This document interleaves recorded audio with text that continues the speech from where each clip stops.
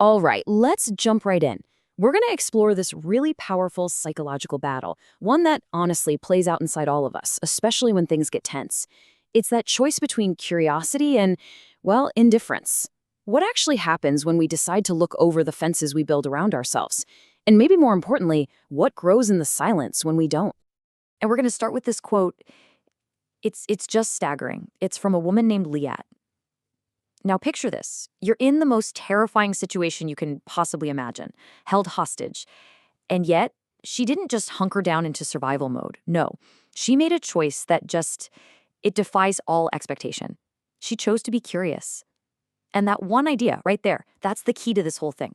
So, to really get the power of that choice, we have to unpack the story behind it. The story behind the questions she dared to ask.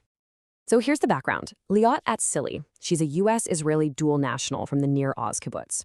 On October 7th, she was taken hostage. Her husband, Aviv, was killed in the attack. And for 54 long days, she was held captive. But here's where things get complicated. During this absolute nightmare, she noticed something. Her captor's family, they treated her with respect. And that observation sparked something inside her, a real shift. So instead of just being consumed by, totally understandable fear, she made a different choice. She decided to start asking questions, to actually try and understand the people and the world she'd been violently thrown into. And it's this single choice, to engage instead of retreat, that's at the heart of what we're talking about today. What does that even mean? And what can it teach the rest of us? In Liat's story, it really becomes this powerful metaphor, right? It's a metaphor for something we all do, something much more universal. The fences we build in our own lives. This quote here from a student, it hits the nail on the head. Liat herself said she lived near the Gaza fence for years. And like so many of us, she admitted she hardly ever thought about the people, the human beings, living right on the other side. So you see, we're not just talking about a physical wall here. It's a mental one. It's a state of mind. And these fences, they pretty much always come in two forms, right? You've got the physical ones you can actually see. Borders, walls like in the Warsaw Ghetto, things like that. But, and this is the crucial part, those are only held up by the invisible fences. The ones we build in our own minds. Things like indifference, ideology, dehumanization. The one can't really exist without the other. They prop each other up. Okay, so what happens when we live behind these fences? What are the real consequences? This is where the thinking behind this gets, pretty chilling. This was Liat's own reflection looking back. She realized that by not really looking, by not acknowledging the suffering on the other side of that fence, something awful was allowed to grow in the dark. A monster, as she put it, was growing there, completely unseen and unheard. And this idea, it perfectly lines up with the core psychological argument here. According to psychologist Dr. Shungu, indifference isn't passive. It's not just not caring. It's an active process. When we choose to look away from someone else's suffering, we are literally helping to create the conditions, the perfect breeding ground for bitterness, rage, and even violence to grow. In fact, Dr. Magadza lays out a kind of pathway for how this can happen. It starts with something like unprocessed grief. That leads to isolation, right? A feeling of being completely invisible. And when someone's in that vulnerable state, it opens the door for ideologies that have zero empathy. And the end of that road can be violence.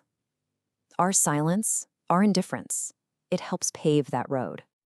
And look, this isn't just some abstract theory. The source material points out that experts see this exact pattern in real-world case studies, with people who go from feeling isolated and aggrieved to embracing violent extremism. So if indifference helps create monsters, what's the antidote?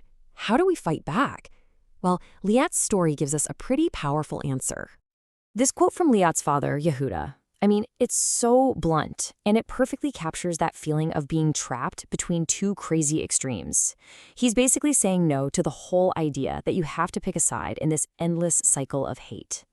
His perspective and what Liat actually did, they both point to a whole different way forward.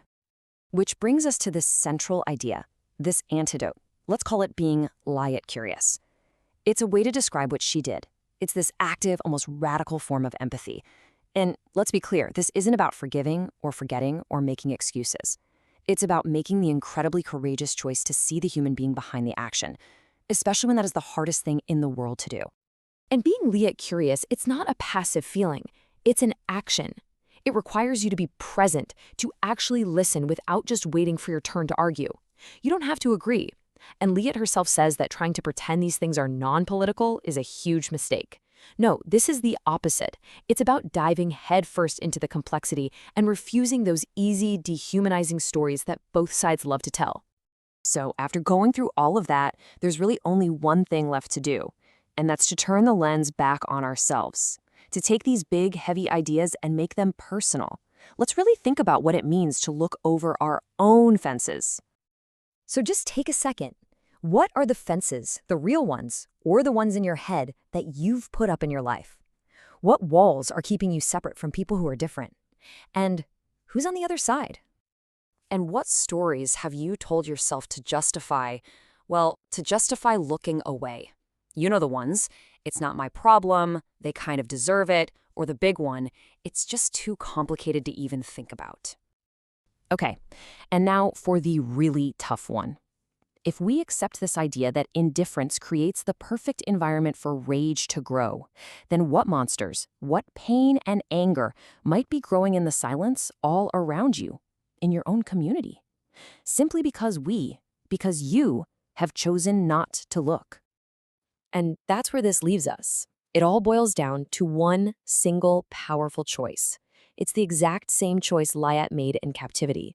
In a world that is constantly screaming at us to be afraid, to pick a side, what would actually change if we too chose curiosity instead of fear?